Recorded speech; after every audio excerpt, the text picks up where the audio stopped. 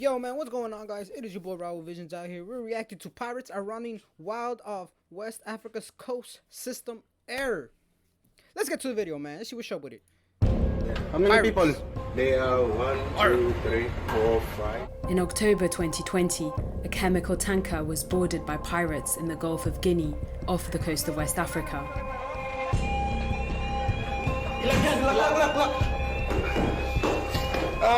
As the pirates made... One thing I wonder, right? Where do pirates live at, man? Like, do they got their own island? Do they just live on boats, travel around? Because I don't know nothing about pirates, bro, to be honest with you. I'm zero, zip, and nada.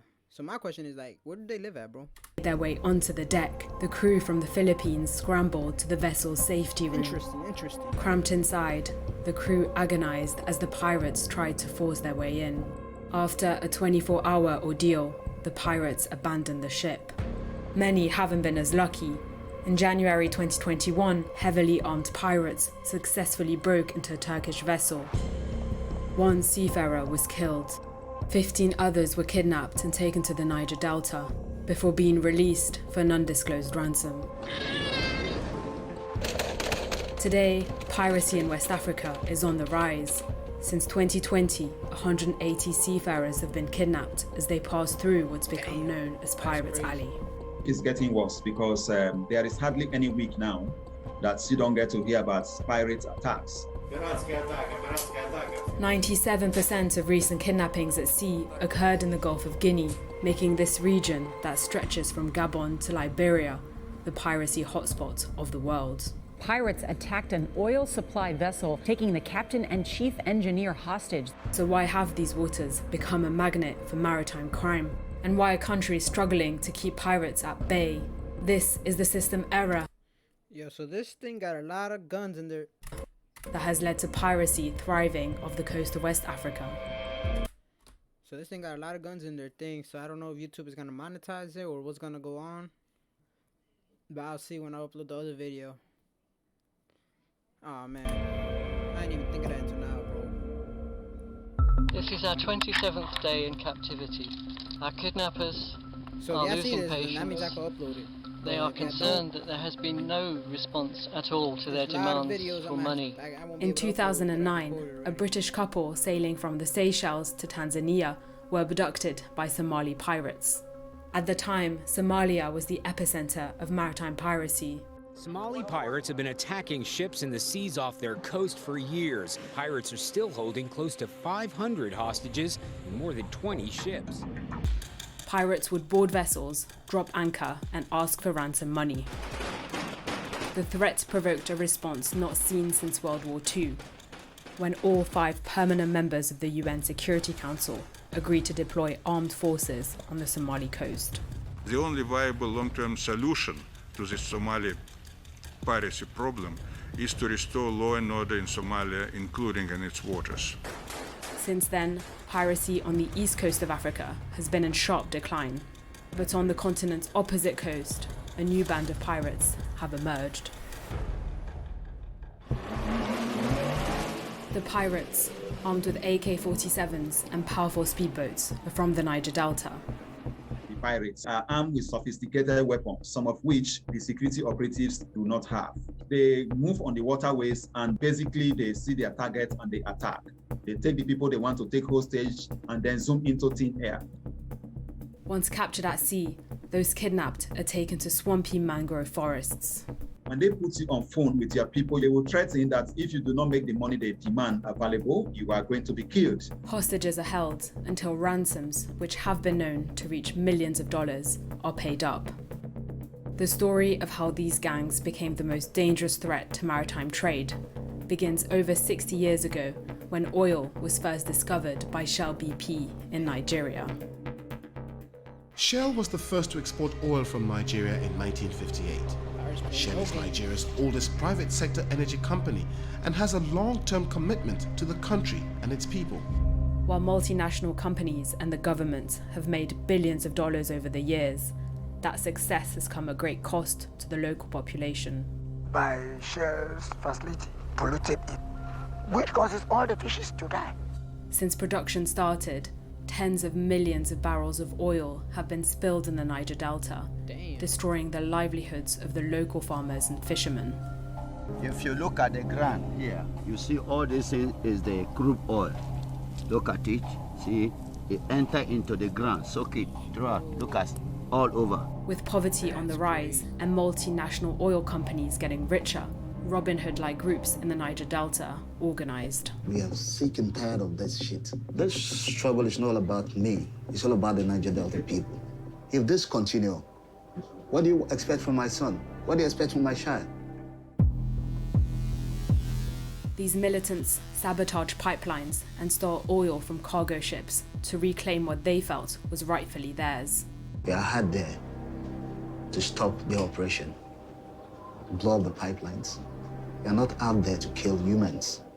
But in 2016, as the price of crude oil plummeted, a growing number began kidnapping foreign crew members for ransom. Damn. Today, these pirate groups are not short on new recruits.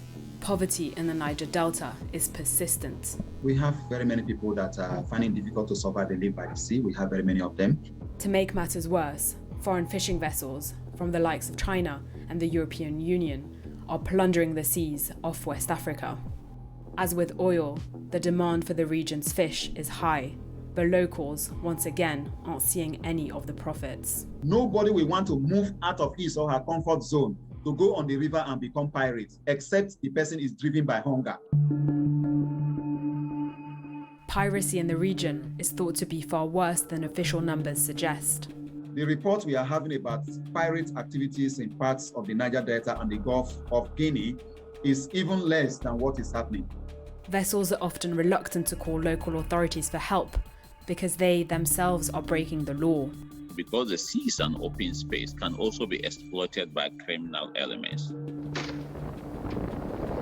As well as piracy, crimes such as illegal fishing and summary executions can take place with little risk of prosecution. For many countries, governing or policing the maritime space is a major challenge. The Gulf of Guinea, like many other waters across the world, is confronted with a number of transnational crimes. Some vessels have been taking matters into their own hands. Foreign trawlers coming into the Gulf of Guinea for fishing, sometimes they attack the local fishermen because when they spot them around the ocean, they feel that they are pirates and they attack them. I have phone calls from communities that they have been attacked by some of these boats that come from outside. I get phone calls about their situation and they call me to come and help. The problem is that policing one seas is very costly. You are talking about enormous resources that are needed, both in terms of surface ships that must be at sea and other surveillance equipments that are needed. Piracy makes that demand even more difficult because you are talking about criminal elements that enjoy a high level of mobility, and you are trying to trace and track them down, fix them and arrest them, and that is a major difficulty. The international community does have the military resources, and it is keen to deploy these in the Gulf of Guinea.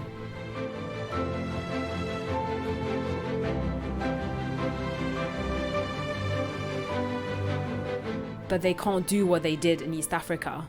It's absolutely important to see cases that are different. If you want to replicate something that worked in Somalia, you're bound to fail without understanding that the context is completely different. Unlike Somalia, West African nations aren't failed states and don't wish to have their sovereignty undermined. But they are keen to see the issue go away. For a region that is already struggling in terms of its economic survivability, increase in freight rates and increase in insurance translate into higher cost of doing business and higher cost of buying ordinary goods and services that the public needs. So this has also got significant implications for the region. But these countries are not well prepared to tackle piracy. Africa's colonial legacy has meant that few countries have developed their own maritime forces. Colonial rulers used local populations for their armies, but their own navies for the seas. None of the new colonies actually feared an attack by the sea from their neighbors. Securing the regime was focused on the land rather than the sea. And because of that, you have relatively few sizable navies on the continent. Nigeria has recently taken bold steps to get rid of its piracy problem. But as pirates move across sea borders, a joined-up approach is crucial. While the 25 countries along the Gulf of Guinea have been teaming up, finding a way forward takes time.